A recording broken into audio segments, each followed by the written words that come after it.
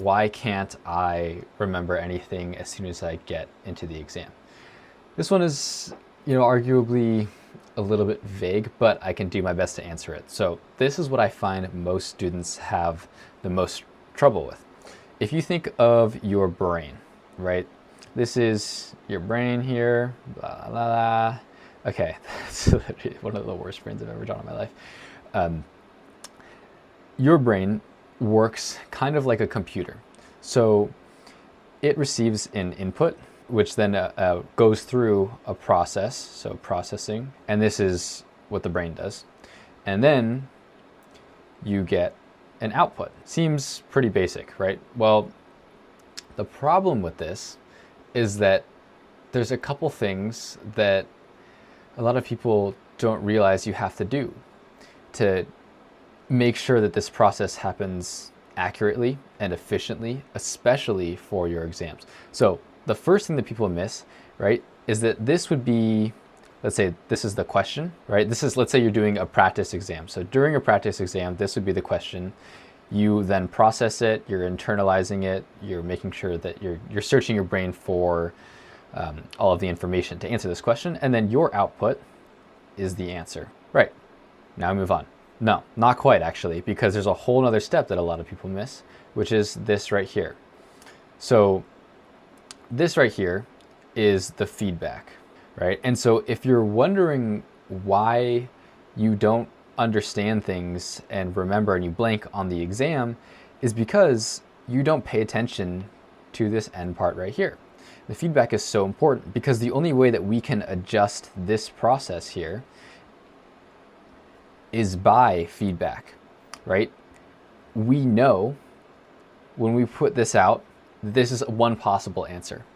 But what happens is that when you receive feedback, like this would be, is it correct? And it's just a yes or no answer. Yes/no. So if it is correct, fine, the output's good. If it's not correct, then you need to adjust the processing. So for the same input, the same stimulus, the process needs to adjust. And once the process is done adjusting, then it will put a new output out.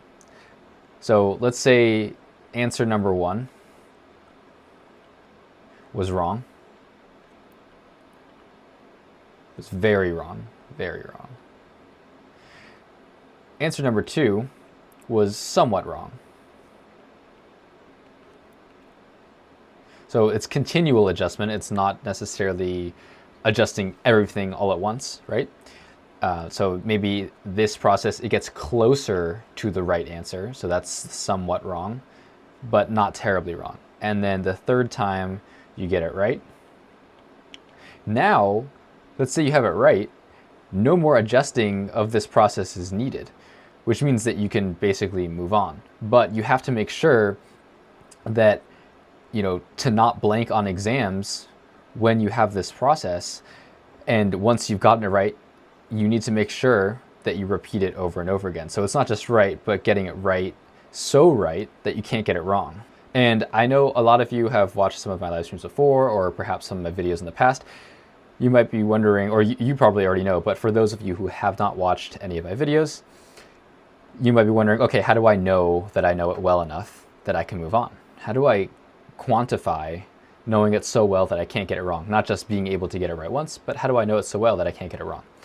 Well, this is how I define it. It's something called the 3 threes.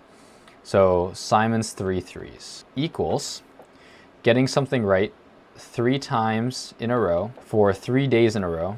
And then after that, you can do it once every 3rd day up until the exam. And every single time that I have done this, I have never gotten the question wrong in the 2 years that I've used this. That's pretty much the first one, which is why do I keep blanking on my exams?